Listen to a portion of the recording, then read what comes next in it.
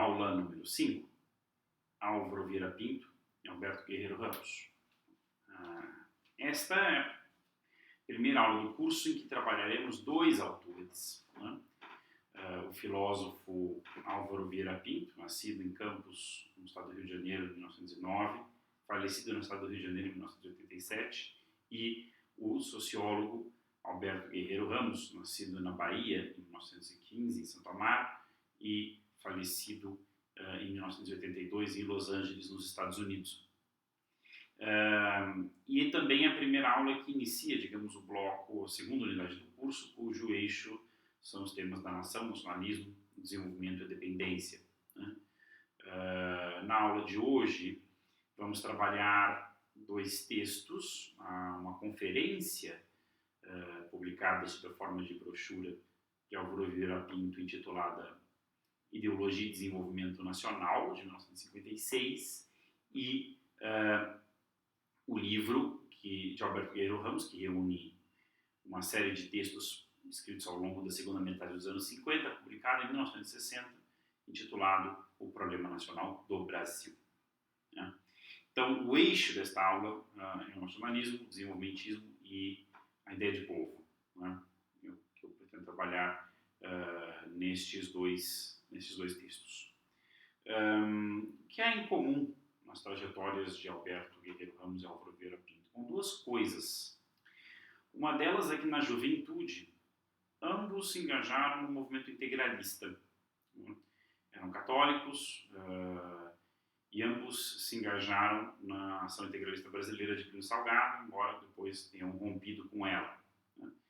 E nos anos 50, ambos se engajaram numa iniciativa diferente, que era o Instituto Superior de Estudos Brasileiros, o ISEB, fundado em 1956 e fechado, aliás, fundado em 1955, e que iniciou suas atividades em 1956 e que encerrou suas atividades em 64, fechado pela ditadura militar logo após o golpe de 1º de abril.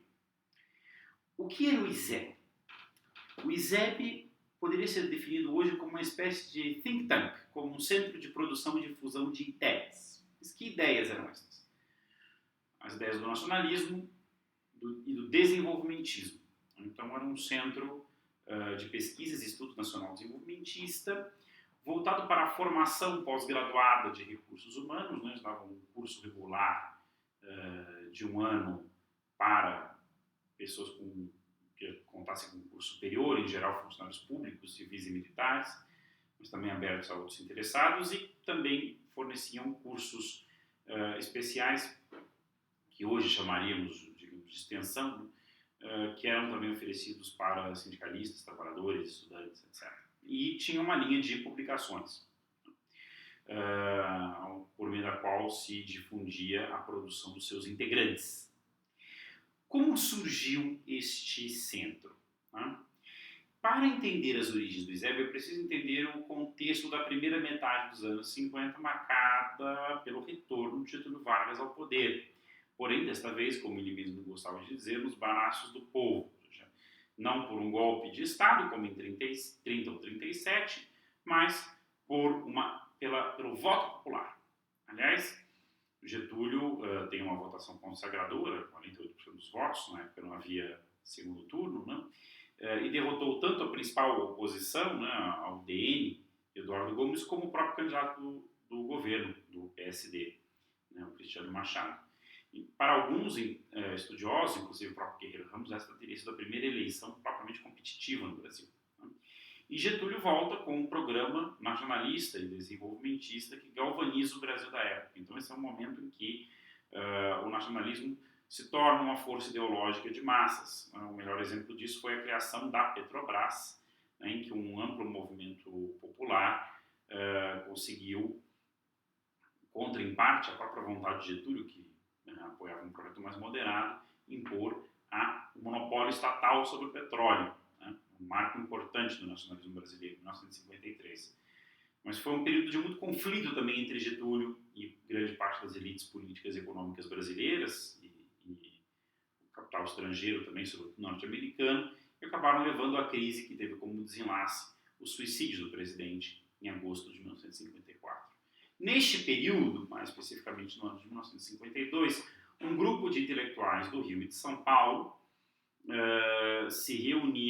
passaram a se reunir no Parque Nacional de Itatiaia, daí terem sido conhecidos como Grupo de Itatiaia, para uma série de seminários de discussões sobre a relação, digamos, sobre os problemas brasileiros no contexto dos grandes problemas daquela época. Né?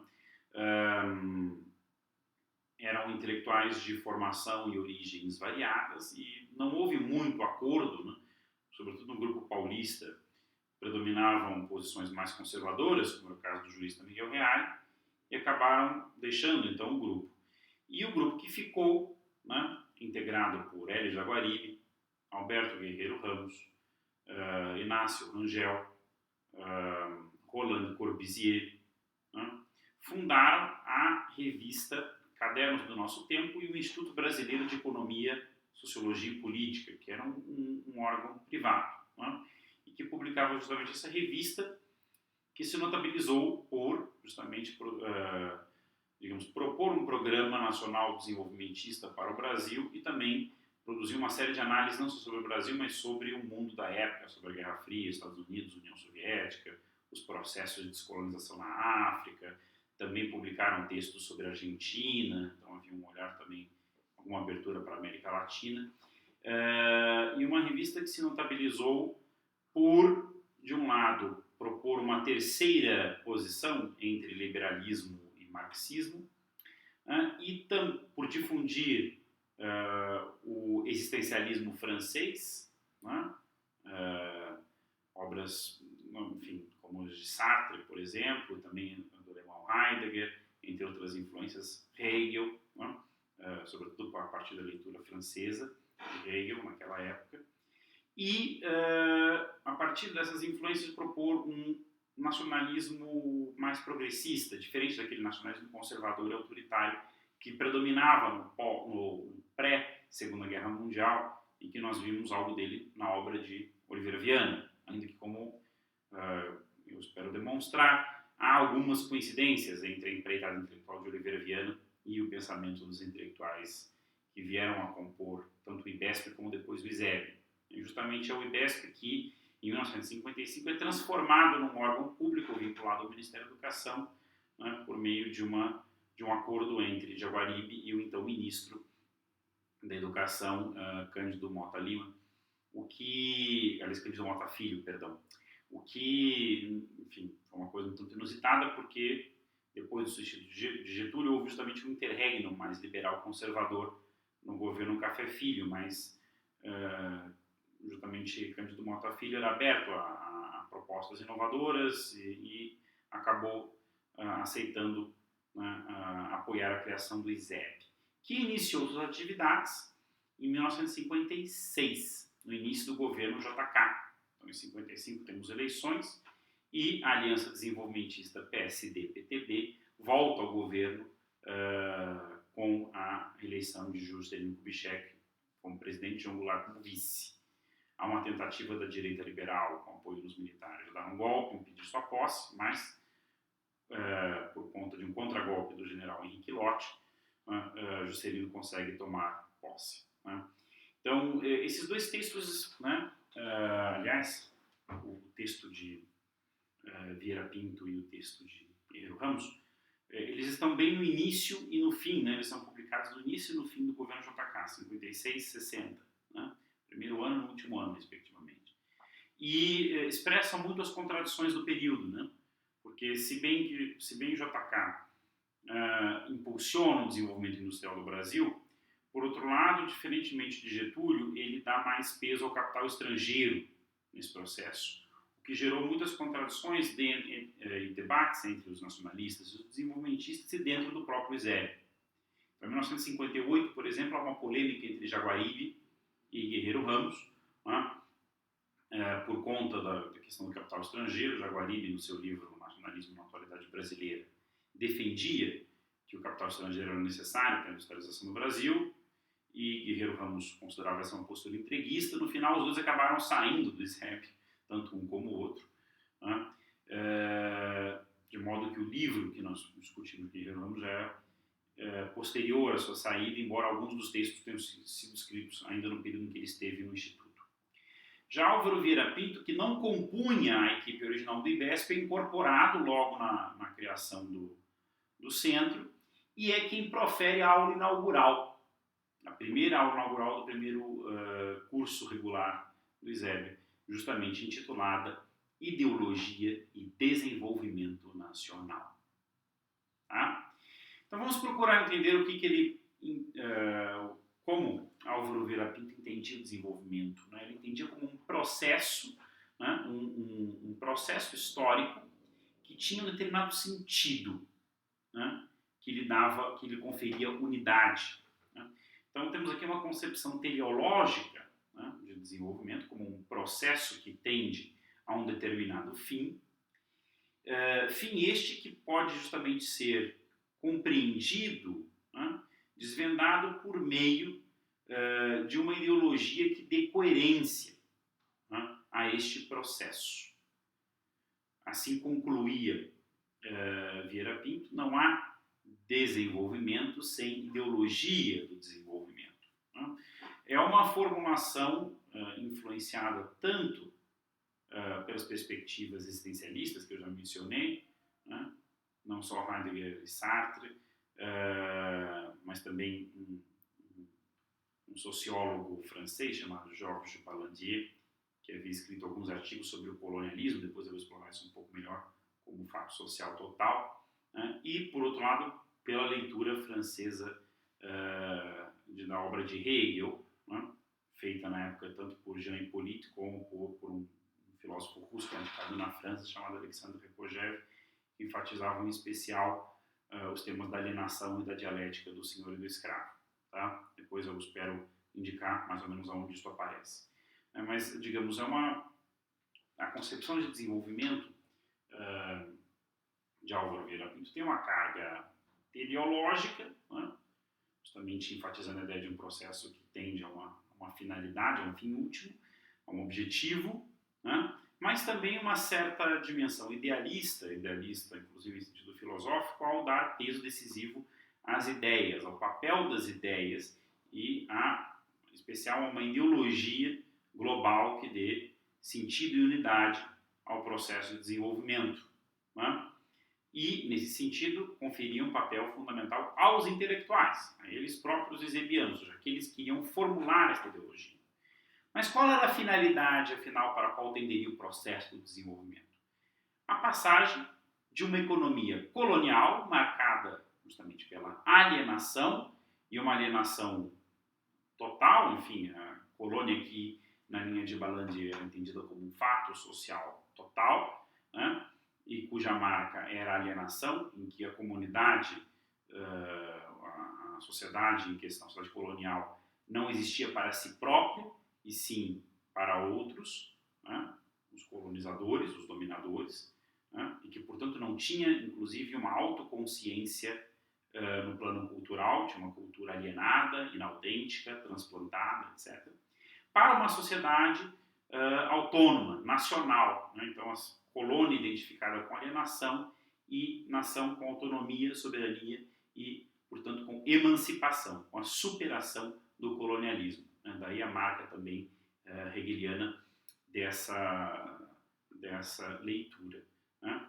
E essa passagem da colônia à nação só poderia se dar com o desenvolvimento econômico, com a industrialização. Portanto, era um processo que tinha uma dimensão cultural, a desalienação, a emancipação do colonialismo, a criação de uma cultura autenticamente nacional e uma dimensão material que seria a industrialização, a emancipação econômica do país, né? Deixando de ser uma sociedade agrária exportadora, passando a ser uma sociedade industrial moderna.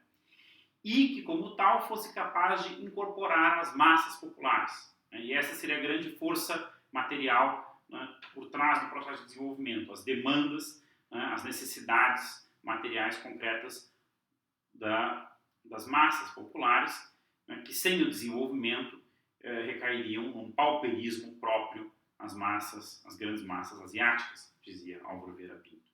E nesse mesmo processo, estas massas adquiririam consciência das suas necessidades e, ao adquirir consciência das suas necessidades, deixariam de ter uma postura puramente passiva, né? Como ele dizia, deixariam de ser o homem do povo deixaria de ser um ser sensitivo e passaria a ser sujeito da sua própria história, passaria a ser, como ele dizia, centro difusor de demandas, né? Portanto, o papel da consciência, mais uma vez aqui, ganha centralidade, né? Então, o processo de desenvolvimento enseja, abre a possibilidade de uma tomada de consciência por parte do homem comum da sua condição de membro de uma sociedade colonial e das suas demandas, e a identificação dessas demandas com o advento da comunidade nacional. Portanto, o processo de desenvolvimento tinha como principais agentes, de um lado, os intelectuais formuladores da ideologia do desenvolvimento, de outro lado, o povo, né? A criação desse sujeito coletivo a partir da tomada de consciência do problema do subdesenvolvimento, da necessidade do desenvolvimento, que passaria a ser um agente histórico. Portanto, o advento da nação por meio do processo de desenvolvimento era também o advento do povo como sujeito histórico, a entrada da nação brasileira na história, né? Essa, em linhas bastante gerais, era a proposta que Álvaro Vieira Pinto formulava neste breve texto.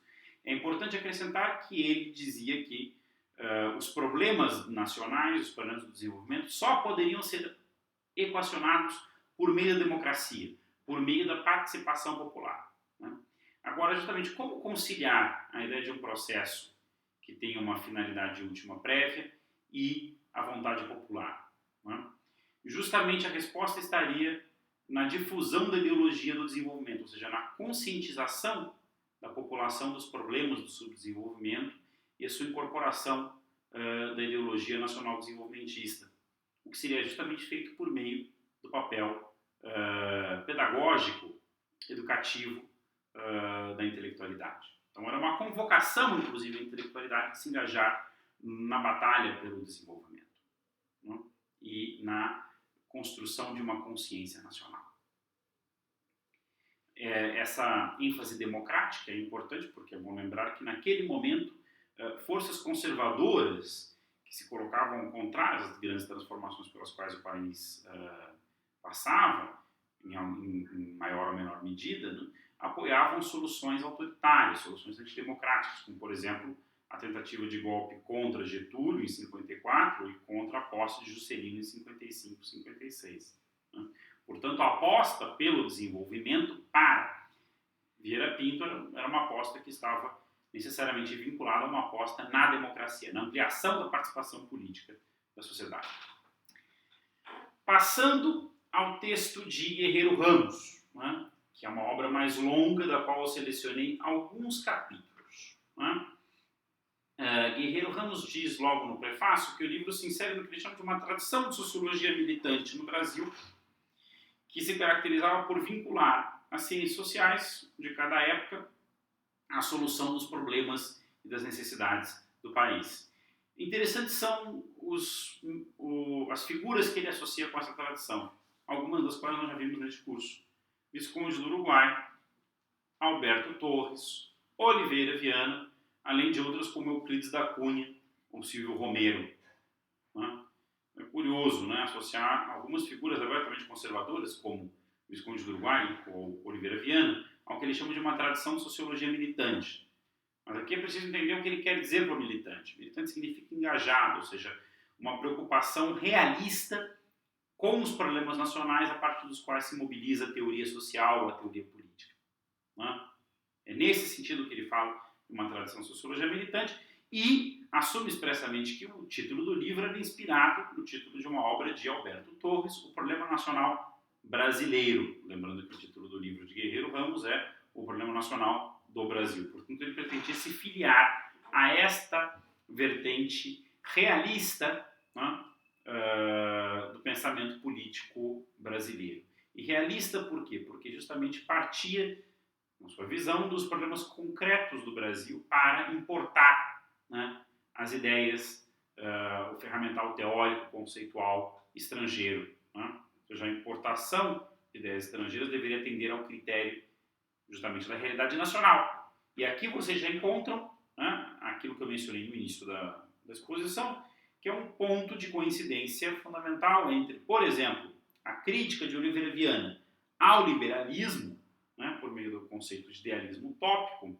e a empreitada intelectual de Guerreiro Ramos, não por acaso que ele o incorpora como um precursor, né, justamente porque para ele Guerreiro Ramos seria um precursor da crítica ao pensamento alienado, colonizado mental das elites brasileiras que importariam, né, ideias estrangeiras de maneira acrítica, né, aquilo que em outras obras Guerreiro Ramos chamaria de pensamento hipercorreto, né, justamente expressão de uma consciência ingênua, de uma consciência colonial, que deveria dar lugar a uma consciência nacional, a uma consciência, a uma autoconsciência, digamos, nacional, emancipada, né?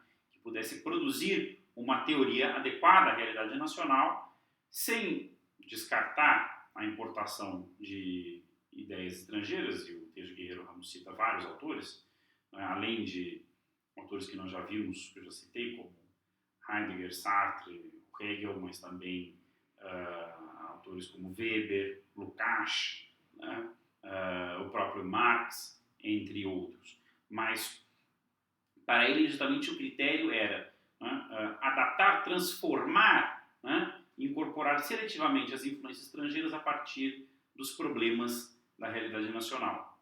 Atitude esta que em outra obra sua, A Redução Sociológica, de 1958, ele chamava justamente de uma atitude redutora, né, de redução. Redução não no sentido de diminuição, mas de adaptação, transformação, né, das teorias metropolitanas a partir dos problemas locais. Né?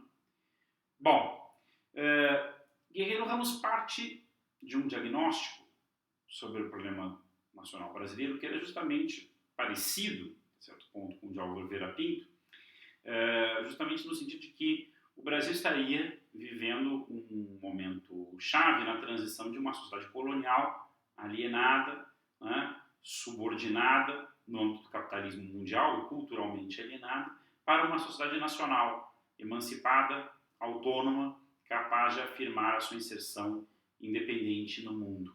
Né? Transição essa marcada no plano econômico pela transição de uma economia primária exportadora para uma economia industrial, né? E aqui o tema econômico tem muito mais peso do que uma brochura de Álvaro Vieira Pinto, até pela extensão muito maior do trabalho, né? E por Guerreiro Ramos ser também um sociólogo, né? Preocupado com questões de tipo sociológico. No plano cultural, essa transição se caracterizaria, como nós vemos, pela desalienação da cultura nacional, né, a produção de uma cultura autenticamente brasileira, e no plano político, pelo advento do povo na história. Povo entendido por Guerreiro Ramos, né, que ele aprofunda algo que fica um pouco de lado na conferência de Álvaro Vieira Pinto, e afinal, quem compõe o povo? Né? Ele vai esclarecer isso mais para o final até do livro. O povo é um sujeito policlassista, composto majoritariamente por trabalhadores, mas também envolvendo, né, incorporando setores de outras classes sociais, como a parte da pequena burguesia mais moderna, associada, né, ao advento do mercado interno, né, e de uma burocracia de Estado moderna, né, técnicos, cientistas, etc. E também os setores da burguesia interessados na expansão do mercado interno, do mercado nacional, justamente como mola motora do desenvolvimento, como, por exemplo, grande parte do empresariado industrial. Então, é esse sujeito classista, né, o povo brasileiro, que marcava a sua entrada definitiva na cena histórica nos anos 50. E aqui está, justamente para Guerreiro Ramos, aquilo que diferencia a sua perspectiva do Brasil daquela de Oliveira Viana. Porque Oliveira Viana partiu do pressuposto que, segundo Ramos, na sua época, estava até correto, de que o Brasil não tinha povo, de que o Brasil era uma sociedade amorfa, né? Que não tinha sociedade civil, que não tinha instituições independentes, que não tinha associações independentes, autônomas, etc. E nesse sentido cabia uma elite, né, entrincheirada no Estado, tutelar e moldar aquela sociedade. Para Guerreiro Ramos, esta já não era a condição do Brasil, porque o Brasil agora tinha sociedade civil, tinha povo, apesar das limitações, por exemplo, do sindicalismo corporativista, que ele não deixa de indicar, o Brasil tinha sindicatos, tinha partidos políticos que, né, ganhavam feições crescentemente ideológicas, né? O parlamento ganhava cada vez mais um papel político proeminente, a imprensa ganhava importância, o debate ideológico ganharia densidade na sociedade brasileira, e todos esses eram justamente signos do advento do povo como um sujeito histórico, capaz de determinar o seu próprio destino, capaz de orientar a sua própria história. E, portanto, não cabia mais uma tutela oligárquica da política, do poder político no Brasil. E esta era uma crítica que Guerreiro Ramos fazia aos partidos, inclusive aos partidos populares, que eles ainda tinham feições em grande medida aristocráticas, elitistas, né? E havia, portanto, um descompasso entre o grau de consciência das elites políticas brasileiras e o sistema político brasileiro, ainda muito oligarquizado, e o grau de consciência que já haviam atingido as massas populares, muito mais avançado, né? E disposta à participação. E justamente era esse descompasso que, em grande medida, marcava o ritmo da crise política do Brasil, que é um tema que ele vai tratar em outra obra, escrita publicada um ano depois, A Crise do Poder no Brasil. Né? Justamente esse descompasso que, inclusive, abriria espaço para soluções bonapartistas, como aquela, por exemplo, que redundou na eleição e posterior renúncia de Jânio Quadros, né, em 60, 61. Por que uma figura como o Jânio teria ganho a eleição segundo Guerreiro Ramos? Justamente porque os partidos políticos não representavam as grandes correntes de opinião e os interesses das massas, né? O que poderia ser superado na medida em que esses partidos se tornassem menos oligárquicos e se abrissem a representar diferentes classes e interesses sociais. Né? E ele pensava particularmente no caso do PTB, Partido Trabalhista Brasileiro, ao qual ele foi vinculado, inclusive, chegou a ser candidato a deputado federal, né? Que para ele seria o partido que deveria representar os trabalhadores brasileiros, mas que tinha um papel limitado nesse sentido pela sua origem populista. Né? É curioso que Guerreiro Ramos trabalha com o conceito de populismo, não tanto nesta obra, O Problema Nacional do Brasil, mas mais na obra seguinte, A Crise do Poder no Brasil. Para ele, populismo era justamente uma forma pré-ideológica de relação entre líder e massas que deveria ser superada pela política ideológica dos partidos modernos. Para ele, justamente, todos esses elementos eram parte de um processo em curso de advento do povo brasileiro e da nação brasileira como sujeitos históricos. Qual era o horizonte do desenvolvimento para Guerreiro Ramos, né, nesse momento? Ele era um autor que estava se radicalizando politicamente e ele considerava que o socialismo seria o horizonte de futuro, não só para o Brasil, mas para o mundo. Mas que naquele momento o Brasil precisava de um desenvolvimento capitalista. O advento do capitalismo nacional como uma etapa necessária, uma etapa histórica necessária, né, antes de se poder pensar em socialismo. Mas que capitalismo seria esse? Um capitalismo liberal de livre concorrência? Não. Até porque esta fase, na história do capitalismo, já havia sido superada por um capitalismo de tipo monopolista. Né? Então ele defende o advento de um capitalismo de Estado, né, no qual o Estado e a planificação, o planejamento estatal teriam papéis fundamentais no sentido de orientar o processo de desenvolvimento das forças produtivas e do mercado interno. E é nesse sentido, por exemplo, que ele se revela um crítico da aposta que o governo JK faz no capital estrangeiro. Né? Ele considera justamente que o capital estrangeiro poderia ter até algum papel, desde que limitado pelo Estado e alocado aonde fosse interessante do ponto de vista do interesse nacional. Né? E desde que a remuneração desse capital não fosse superior ao aporte que ele daria à economia nacional em termos de tecnologia, modernização, etc. Ele considerava que a dependência que o plano de metas JK, por exemplo, pressupunha de reservas estrangeiras em dólares era justamente uma contradição entreguista no programa. Né? Então, justamente estas contradições do processo de desenvolvimento que deveriam ser superadas por uma crescente participação popular e por um ganho de consciência do povo, que seria o grande sujeito do processo de desenvolvimento. Porém, esse papel dirigente do povo deveria ser exercido por meio de uma vanguarda popular formada pelos quadros mais conscientes das camadas populares, dos trabalhadores, mas também por elementos de classe média, pequeno burgueses, intelectuais, etc. Então, aqui também há assim como em Álvaro Vieira Pinto, alguns anos antes, uma proeminência do papel dos intelectuais.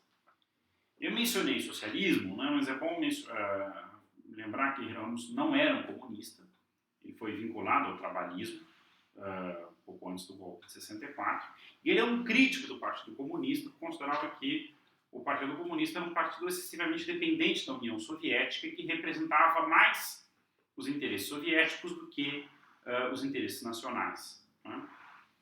Ainda que ele reconhecesse que o Partido Comunista estaria se transformando, né, sob o impacto do nacionalismo brasileiro, mas ele tinha sérias reservas em relação ao marxismo-leninismo, que ele considerava uma ideologia importada, né, e que servia mais aos interesses soviéticos do que expressava os problemas brasileiros. O que não implicava, digamos, um descarte completo do marxismo, mas uma incorporação seletiva do marxismo. Como mencionei, ele cita Marx, ele cita Lukács, entre outros autores, um economista americano, Paul Barron, da revista Monthly Review, entre outros autores marxistas. Mas justamente o marxismo para ele era insuficiente para justamente compor uma teoria social adequada à realidade brasileira. Mas ele também, como eu já mencionei, se colocava como crítico, né, do liberalismo, por motivos até semelhantes, por considerar uma ideologia cosmopolita, né, que não dava conta dos problemas brasileiros, né, e que, inclusive, acabava, nas suas versões mais ortodoxas, representando uma expressão de uma consciência colonial, né, que acabava legitimando a expoliação estrangeira no Brasil, em particular o liberalismo econômico, né, associado, por exemplo, aos intelectuais e políticos vinculados ao DN. Né. Então, há aqui claramente uma rejeição tanto do marxismo-leninismo mais ortodoxo, como do liberalismo, em especial do liberalismo econômico. Né. Ainda que autores liberais como Weber fossem uma influência importante para Guerreiro Ramos, por exemplo, na sua concepção sobre o poder nacional. Mas justamente porque Guerreiro Ramos entendia Weber como um sociólogo que fez o quê? Né? Desenvolveu uma teoria sociológica para pensar os problemas da Alemanha no contexto mundial da sua época. Né? Interessado, inclusive, em construir um Estado nacional alemão. Né? E era justamente esse exemplo que ele pretendia incorporar. Né? Outra influência importante para ele era Karl Mannheim, né? Tanto com a ideia de planejamento democrático, né, como terceira posição entre liberalismo e comunismo, como também pela proeminência que Mannheim dava à sociologia do conhecimento e aos intelectuais, né, como um grupo social capaz de se elevar acima da luta de classes e ocupar uma posição relativamente livre de pressões de classe, né, no sentido de propor uma perspectiva mais independente a respeito da totalidade social. Né? E justamente Guerreiro Ramos, assim como Álvaro Vieira Pinto, apropriavam, os esebianos em geral, né, apropriavam Mannheim, justamente pensando o seu próprio papel enquanto intelectuais engajados na produção de uma ideologia global do desenvolvimento brasileiro. Né? Nesse momento, como eu já mencionei no começo, o Guerreiro Ramos já estava fora do ISEB, inclusive ele se mostra crítico do ISEB, né, quando ele fala da existência de um nacionalismo de cátedra, que seria uma forma de nacionalismo de professores, né, como ele diz, não engajados na luta política concreta. Né. Esse era o momento em que ele era professor na Fundação Getúlio Vargas, no Rio de Janeiro, mas também, como eu mencionei, se engajava na luta política, se candidatou mais tarde a deputado federal, escrevia na imprensa, etc. E várias vezes criticava o que ele considerava a falta de compromisso do ISEB com as ideias que eles mesmos pregavam, né? Não vou entrar aqui nos detalhes dessa polêmica, né? Mas é bom registrar, né? Bom, como eu mencionei, ambos acabaram, né? Tanto Álvaro Vieira Pinto como Guerreiro Ramos, sofrendo as consequências do golpe de 64, ambos tiveram seus direitos políticos cassados, e Guerreiro Ramos se exilou nos Estados Unidos, onde ele teve uma carreira como professor de administração pública na Universidade de Los Angeles. Né? Antes ele dava aula no curso de administração pública da Fundação Getúlio Vargas, depois ele teve uma carreira como professor nos Estados Unidos. Essa é uma outra face da sua obra, já mais distante do nacionalismo e até do desenvolvimentismo, como se reflete na sua última entrevista para as sociólogas Alzira Alves de Abreu e Lúcia Lippe de Oliveira, publicada em 1981, pouco antes dele falecer. Né? Então, para terminar esta aula, vou deixar aqui algumas recomendações bibliográficas, né? Sobre Guerreiro Ramos, o livro da Lúcia Lippe de Oliveira, onde está inclusive essa entrevista, A Sociologia do Guerreiro. Sobre Álvaro Vieira Pinto, o livro de Norma Cortes, Esperança e Democracia. Também deixo aqui a recomendação, uma coletânea sobre ISEB, organizada pelo nosso colega, já aposentado aqui da casa, Caio Navarro Toledo, né? Um livro de 2005, chamado Intelectuais e Política no Brasil, a experiência do ISEB, que tem vários depoimentos de ex-isebianos, como, por exemplo, o professor Hélio Jaguaribe, que nos deixou há cerca de 2 anos atrás, né? Entre outros, e também alguns textos de análise sobre o ISEB. Né? Haveria outros livros que recomendar, né? Por exemplo, a dissertação de mestrado de Edson Baliani Júnior sobre a polêmica de Guerreiro Ramos com Florestan Fernandes, sobre o Estatuto da Sociologia no Brasil. Né? Eu também tratei do tema do nacionalismo e desenvolvimentismo, abordando essas obras num dos capítulos da minha tese de doutorado, né? Entre a Nação e a Revolução, Marxismo e Nacionalismo no Brasil e no Peru, que saiu como livro também. Né? Sobre Zé é uma bibliografia razoavelmente ampla. Né? Na próxima aula, vamos ver desdobramentos desse debate nacionalista e desenvolvimentista no pré-1964, em torno da ideia de uma revolução brasileira. Né? Esse é o momento, início dos anos 60, é o momento no qual o debate em torno do desenvolvimento se radicaliza, as posições ideológicas no Brasil se radicalizam, e o tema da Revolução Brasileira, ou da pré-Revolução Brasileira, estava na ordem do dia. E aí veremos tanto o livro A Pré-Revolução Brasileira, do economista Celso Furtado, e também o livro Introdução à Revolução Brasileira, do historiador militar, vinculado também ao ISEB e ao Partido Comunista Brasileiro, Nelson Werneck Sodré. A gente tem um assunto para a próxima aula.